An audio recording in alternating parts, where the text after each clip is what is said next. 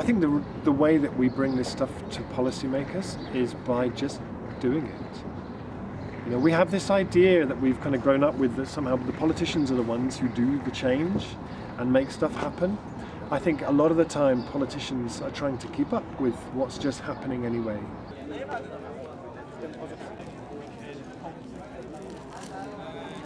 You know, there's some great examples all around the world of communities coming together and saying, let's just do it, we don't need anyone's permission, we're going to change that.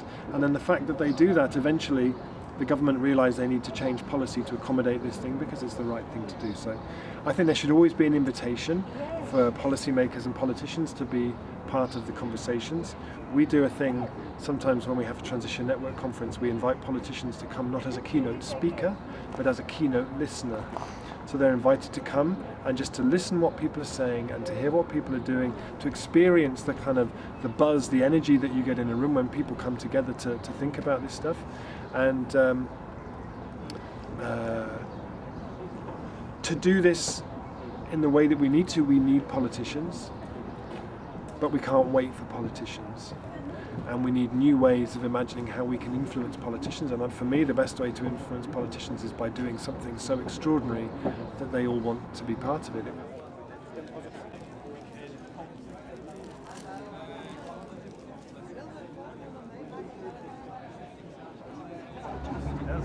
Well, first of all, I think that these changes are really about building something new, and I think the politics will come from that.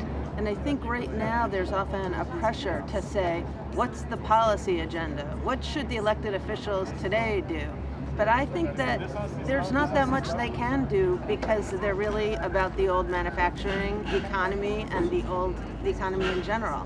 And so I often try to just say, well, what would the future be? And what would that agenda look like? And how would we get there? And then have the leaders who then can help move that forward.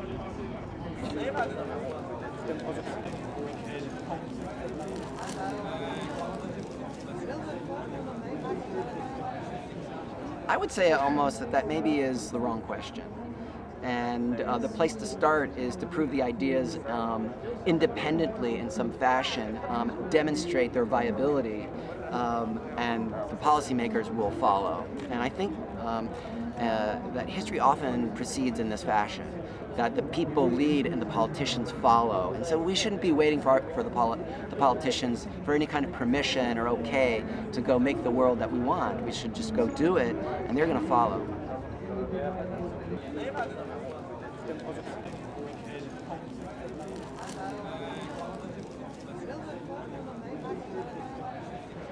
You know, I think that there's this huge opportunity right now because cities, most of us since 2010, more people on the planet are living in cities. Cities are very aware that there's a new pressure on them.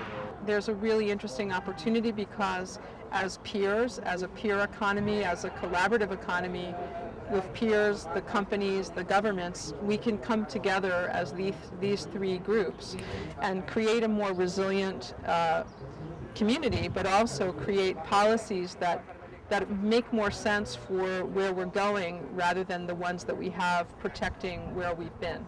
And we're starting to see with some cities like in Europe, Amsterdam, and in Asia like Seoul, Korea, where these are declaratively becoming sharing cities, and they're wanting to very rapidly create test policies and open ideas that allow for more innovation and more practical support for these new models working.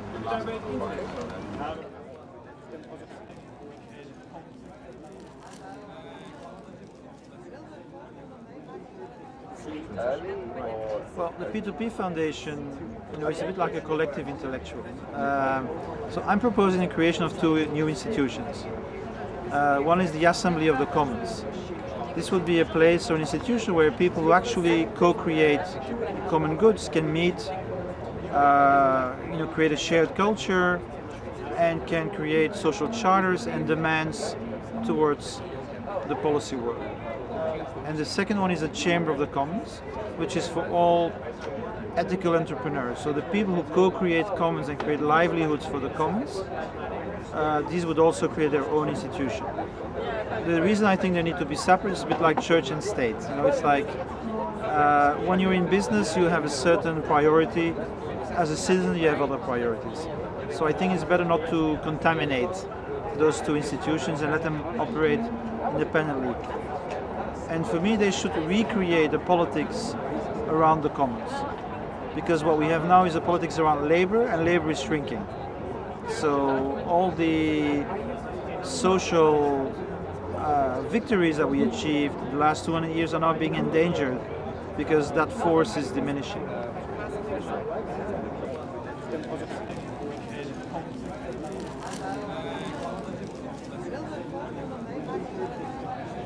We were trying to hack the system in the sense that we were radically changing the way a political party makes its decisions.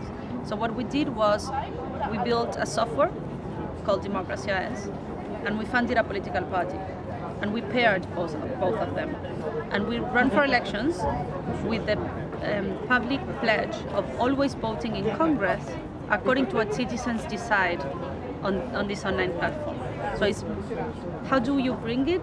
You turn yourself into the system. You completely try to rewire the way the system works, and you become that bridge. Like we need to sort of be that method, that protocol through which the citizens' voices and aspirations can go straight into the political system.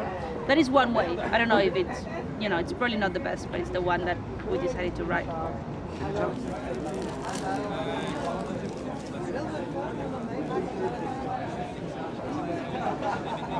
In the case, for example, that I know the best is collaborative consumption. A way to make it relevant for the politicians is to make it grow fast. When you create a situation where a lot of people are using a service that is not recognized properly by the policies of the government, then the government and the regulators will need to react. If you are so small that you are under the radar, they will probably have other bigger issues to deal with. So you actually need to grow to a certain size and relevance in the economy or in the society in general in order to be meaningful for them, and then they will approach. And then I would say, in terms of executing the policy, of defining policies, I think transparency is key.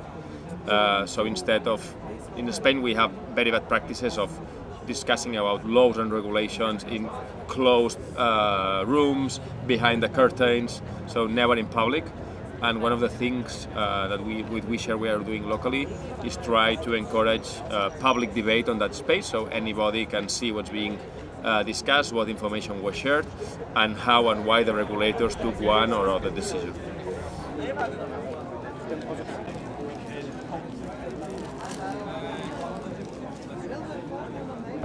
Finding ways to share these ideas more broadly beyond those who are already convinced by them seems very crucial, but also policymakers and government have, I think, a wider interest in understanding where these ideas could be applied. Can we be working in partnership with government or with other organizations to actually try to implement some of these ideas on a small level and then see how they can build and connect more widely?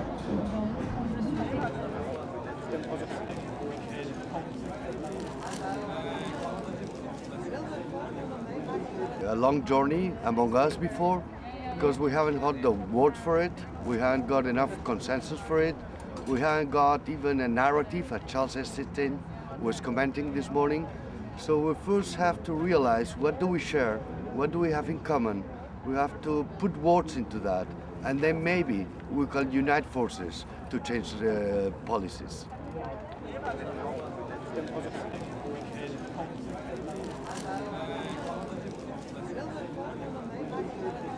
So I think a lot of these ideas are already in the consciousness of people who are in policy-making positions. The shift of narrative, the shift of consciousness is happening everywhere, including to people in politics. But in their official role, they may not be able to act on these things. We can see what's happening with Syriza in Greece. You know, they have a very strong left ideology, but when they get into power, their maneuvering room isn't that much bigger than anybody else's. So I guess I'm seeing more of an organic process happening, that the ground is shifting underneath the structures. And the structures create the roles of politicians, CEOs, people like that. So the ground supports the structure contains the role, and often activists will focus on the role, you know, focus on those people and think that if we could only change the minds of the people in power, that things would be much different. But you know, in Greece we have an example where the minds of the people in power are already changed, yet they are helpless to make that much difference. So, yeah, I mean, I think it is important to speak to those people, but I don't see that as like the crucial step. And in fact, to see that as the crucial step, in a way, accepts the worldview and system of legitimacy and view of how power works and what power is, that is also at the root of our crisis. So I'm not saying that we shouldn't engage on that level, but maybe not to make it a priority. You know, maybe big change happens from underneath, and then once that substructure changes, then the people in power become less and less identified with the system and more willing to let it go. And then something happens, there's a crisis, you know, and they have that moment of choice. Do we hold on tighter or do we walk away? And we see in some of these people power movements, the turning point comes when the elites decide they're just going to walk away. They're not going to command the police to shoot, you know, or the police might say we're not going to shoot. And so there's that. So maybe what we need to think about is how do we create conditions where that letting go happens more easily?